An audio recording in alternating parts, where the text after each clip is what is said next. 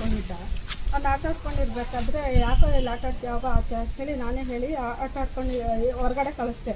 ಅವನೇನೋ ಸ್ಪ್ರೇ ಹೊಡ್ಕೊಂಡು ಆಟ ಆಡ್ಕೊಂಡಿದ್ದ. ಪಟಾಕಿನೂ ಹೊಡಿತಾ ಇದ್ದ ಅವನು. ಆ ಪಟಾಕಿ ಹೊಡಿಬೇಕಾದ್ರೆ ಹಸು ಹೆದರಿ ಓಡೋಗಿದೆ.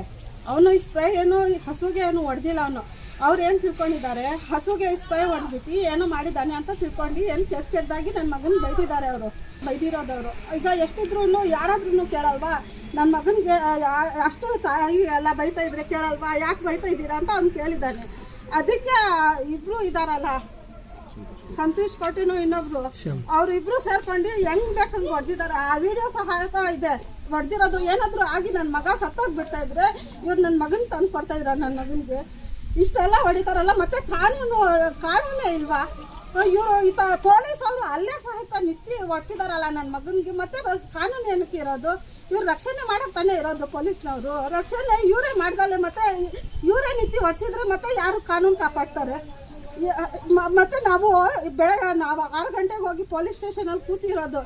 ಸಂಜೆ 9 ಗಂಟೆ 11 ಗಂಟೆ ಆದರೂ ಸಹ ಅವ್ರು ಕಂಪ್ಲೇಂಟ್ ತಗೊಳ್ತಾ ಇಲ್ಲ. ಆಮೇಲೆ SDP ಅವ್ರಿಗೆ ಬಂದು ಅವರು ಯಾಕೆ ಕಾನೂನು ನೀವು ಯಾಕೆ ಈ ಥರ ಕೇಸ್ ಮಾಡ್ತಾ ಇಲ್ಲ, ಈ ಥರ ಹೊಡೆದಿನೂ ನೀವು ಮತ್ತೆ ಹುಡುಗನ ಮೇಲೇ ಕೇಸ್ ಮಾಡಿದಿರಲ್ಲ ಅಂತ ಹೇಳಿರೋದಕ್ಕೆ, ಆಮೇಲೆ ಜುಲ್ಮೆ ಮಾಡಿದ್ದಕ್ಕೆ ಫಸ್ಟು ಒಂದು ಸತಿ ಕಂಪ್ಲೇಂಟ್ ಕೊಟ್ಟಾಗ ಅವರು ತೊಗೊಂಡಿಲ್ಲ, ವಾಪಸ್ ರಿಟರ್ನ್ ಅದು ತೊಗೊಂಡಿಲ್ಲ. ಮತ್ತೆ ಮಾರನೇ ದಿನ ಆ ವಿಡಿಯೋ ಎಲ್ಲ ನೋಡಿದ ಮೇಲೆ ಮತ್ತೆ ಕಂಪ್ಲೇಂಟ್ ತೊಗೊಂಡಿರೋದು ಅವರು. 2 ಕಡೆನೂ ಕಂಪ್ಲೇಂಟ್ ಆಗಿದೆ.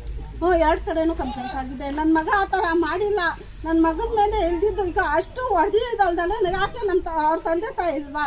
ನಾವು ಮನೇಲೇ ಇದ್ವಲ್ಲ, ನಮ್ಮ ಹತ್ರ ಒಂದು ಸತಿ ಬಂದು ಹೇಳಬೇಕಾಯ್ತು. ನಾವೇನು ಮಾಡ್ತಾ ಇದ್ವಿ? ನಾವೇನು ಆ ಥರ ಬಿಡ್ತಾ ಇದ್ದಿಲ್ಲ ನಮ್ಮ ಮಕ್ಕಳಿಗೆ.